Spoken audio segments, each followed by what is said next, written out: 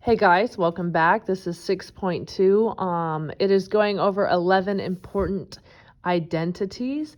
Now we're going to start with the reciprocal ones we should already know. Sine is going to be 1 over cosecant. Cosecant is going to be the opposite, 1 over sine. Cosine is going to be 1 over secant. Secant is going to be 1 over cosine. Tangent is going to be 1 over cotangent. And cotangent is going to be 1 over tangent. All right, it is imperative that you know these, so you can memorize them, you can refer back to them, but you definitely need to have them written down somewhere. The quotient identities for tangent is going to be sine over cosine. And cotangent, typically the opposite, is going to be cosine over sine. These will come in handy as we go.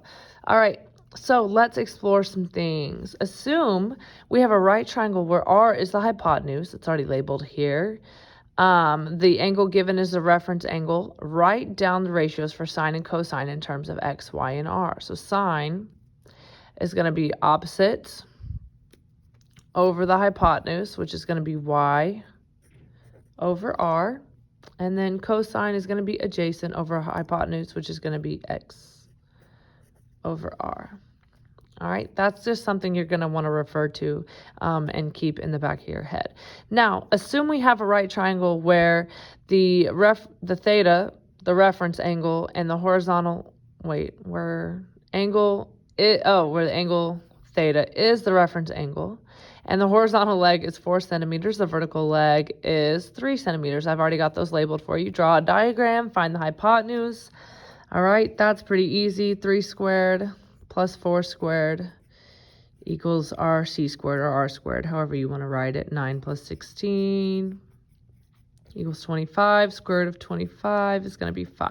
You may already know that a 3, 4, 5 is a right triangle. However, I just wanted to go through that. So our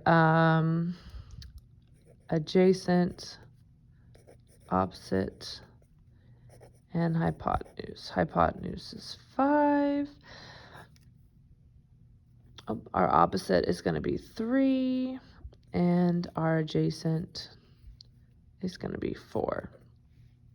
All right, now what they want us to do is find sine and cosine, write down the ratios for sine and cosine.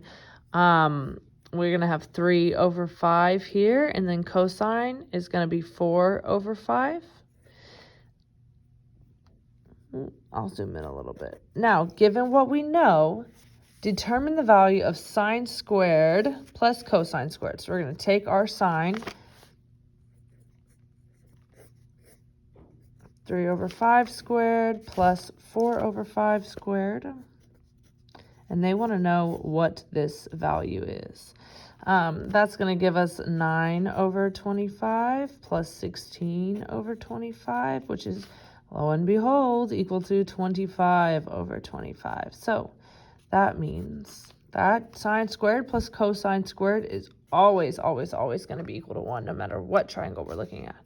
All right, we're going to write down the Pythagorean identities that you need to memorize. The first one is the one that we just proved.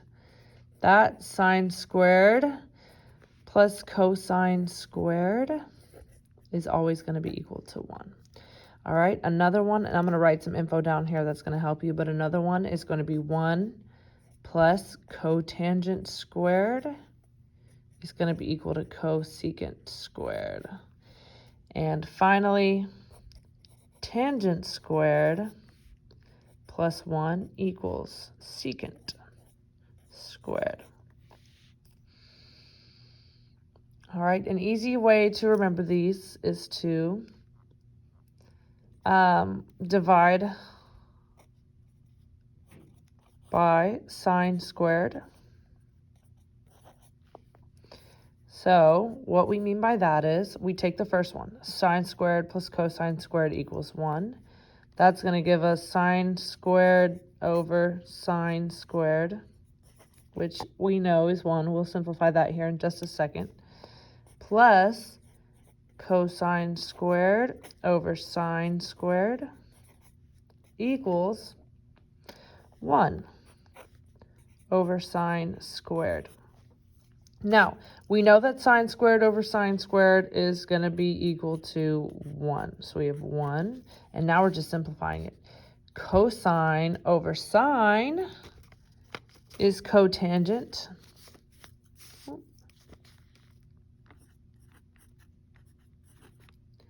And then 1 over sine, we've got that up here, is cosecant,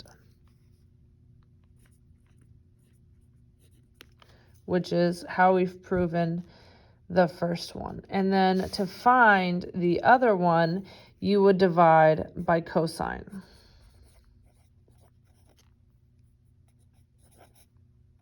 And I'm just going to do the short version here. Sine over cosine is going to be tangent, plus cosine over cosine, which is going to be that 1. And then that gives us 1 over cosine, which is secant.